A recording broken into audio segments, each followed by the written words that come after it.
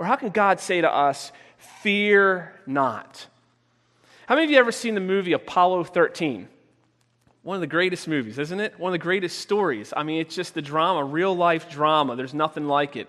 And Apollo 13, most of you who know this story, is when the astronauts on Apollo 13 were going to go to the moon. And as they're going to the moon, things start breaking down.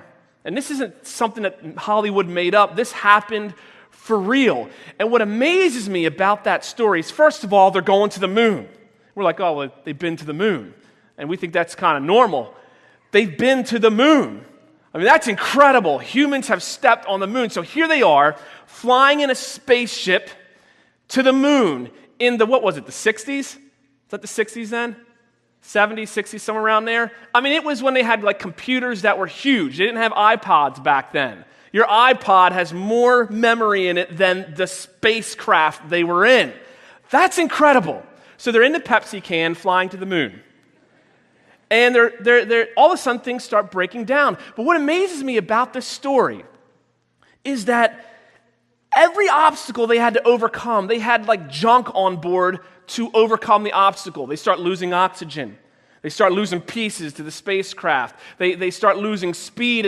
And they had men on the ground working that said, well, we got some duct tape. Duct tape saves everything, doesn't it?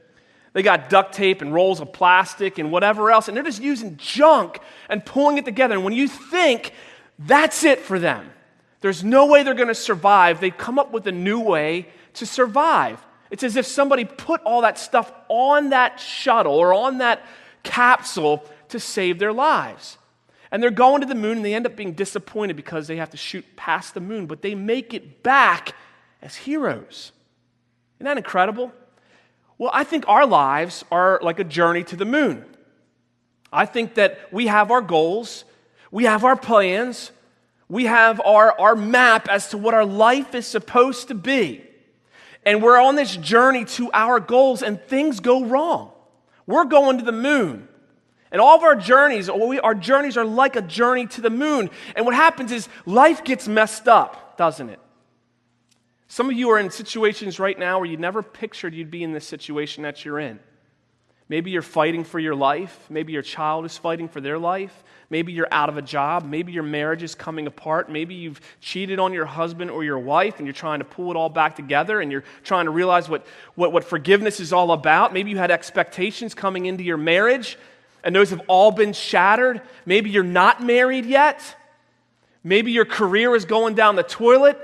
Maybe you're getting picked on at school, you're not popular, whatever the case might be, and you have this image as to what your life is supposed to be like, and you're on your journey to that destination, and things get messed up. Why? Because we live in a sinful world, broken world. And what amazes me is how when we think it's all over, God intervenes, doesn't He? I mean, God is there the entire time, and He's using duct tape. He uses the garbage in our lives to bring glory to Himself. And we're there, and we pass by the moon. I remember in that movie, the scene where they pass by the moon, and there's a point where I think that Tom Hanks' character, I don't remember his name, but he's thinking about, let's land on the moon. And I think one of the other characters comes and says, what are you thinking? He's like, let's go home.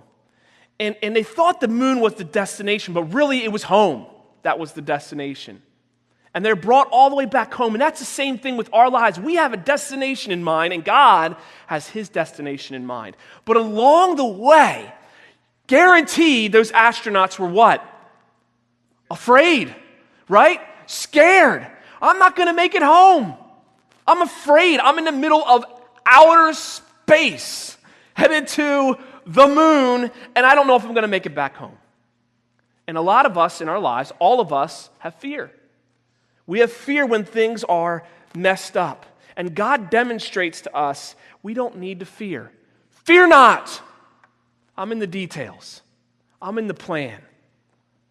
Fear not. My word is true.